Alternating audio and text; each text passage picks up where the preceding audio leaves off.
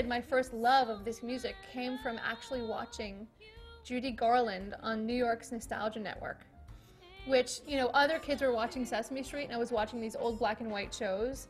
But having watched her and having listened to Ella Fitzgerald and Billie Holiday and Sarah Vaughan and Peggy Lee and Lena Horne, they're all singing the same songs, but you know their voice because they flip notes different ways and they speak to you in a different way, and it comes from this center of truth.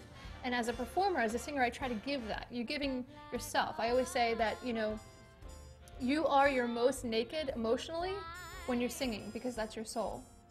There's nothing left there. You can't lie. The very first time that I heard Tamela D'Amico sing was in a club in Santa Monica, and she was singing with a rock and roll band. And when the band started to play, you could hear the usual tinkling of glasses and beer bottles and murmuring conversations, the occasional burst of laughter.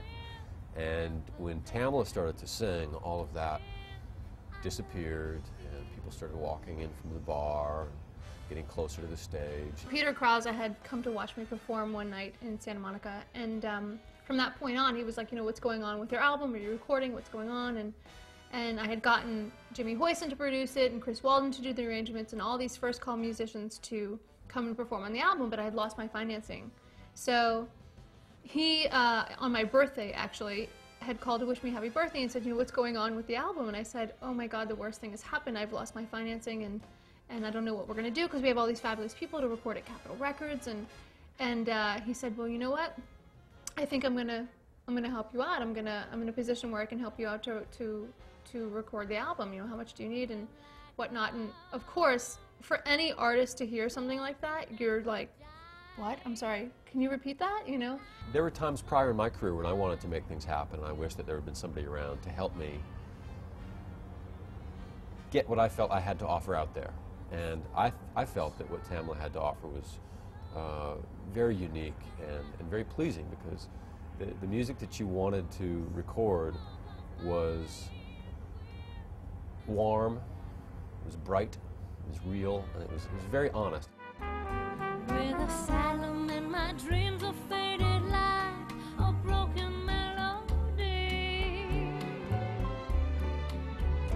While the gods of love look down and laugh at what romantic fools we mortals be.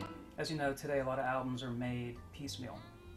You know, the drummer plays, then the bass player plays. It's a very assembly line process, whereas with a big band, it's so exciting to work with a room full of musicians, everyone playing at once. It's, you know, there's an energy in the room, people are feeding off of each other. I thought if I'm going to do it, I'm going to do it big. I want to do a big band. I want to do it old school at Capitol Records, Frank Sinatra's studio, Frank Sinatra's mic, and perform live with the musicians.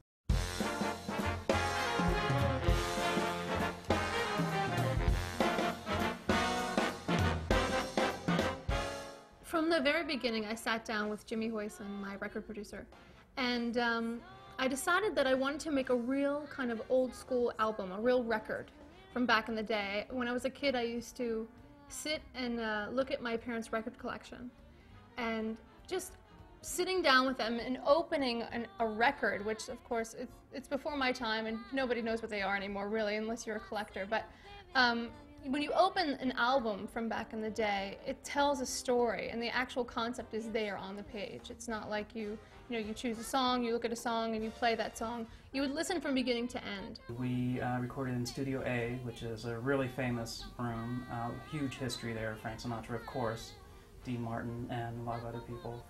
It's a great sounding room from an engineering standpoint, and it has the space to handle that many musicians playing at once. We decided that we were going to go to Chris Walden, who's the new hot big band arranger right now.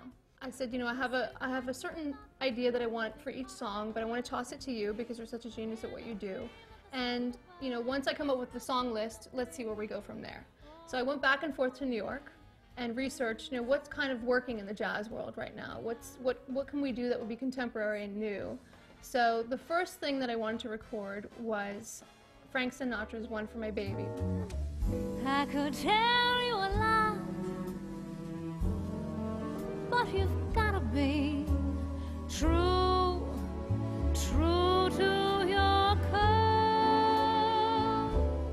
I met Tamela at Capitol Records so I could listen to the recording the night that they first mixed it together.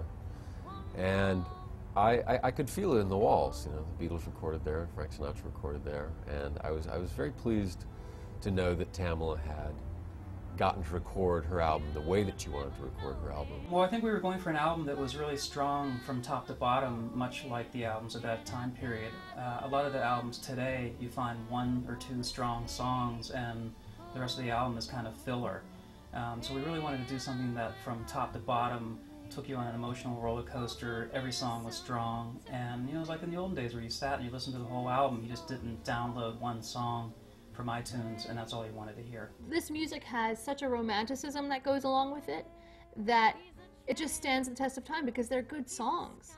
You know what I mean? They're songs that you can actually sing along with and remember. Tamela gets the lyrics so well. I mean, and I've had the advantage of having seen her perform live long before this album. And Tamela is one of those artists, and it's unusual with a young artist, and there are only a handful that I can think of. Tamela takes the lyrics and personalizes them. And that's a meaningful experience for the listener. She sings from the gut. She shares herself. You can feel her joy when she sings. And there are a couple of songs, one for My Baby and The Gentleman's a Dope, and some other covers that she does, and she really makes them her own. I think that one for My Baby is considered to be owned almost by Frank Sinatra, but Tamela really found a way of making it her own. What sets Tamela apart from any other artist out there, or any new artist doing this type of material, is she really feels it. And it's in her soul, it's in her blood, and when she sings it live, she tells a story. Not only will she introduce it with a great story, you feel it when she's singing it, and you appreciate the words. The difference with Tamela is that she doesn't sound like anybody else. And that's what really makes her stand out. And when we play Tamela on the radio station, she immediately gets attention. And there aren't many artists who really command that kind of attention. Tamela has a youthful thing about her. Her approach, I thought, was youthful, high energy. And so I think it really will appeal to a lot of people, a lot of different age groups. I've seen so many artists through the years come and go, and especially working at Capitol Studios for so many years, it is the mecca of the music business. Everybody who is anybody comes through those studios at some point, and you have to bring your A game in there, because it ain't cheap, and you gotta be good. And Tamela really stepped up to the plate, knocked it out of the park in a way that I haven't seen in a long time. You know, everybody has a hope, everybody has a dream, and there's a lot of dream stealers in the business. And I was very fortunate to find the dream givers who were able to help me as an artist get to the place where I am right now. So I'm happy to put out this album and hopefully introduce it to a new audience of people in addition to everyone else who already loves this type of music, and continue doing it and pushing it forward. I wish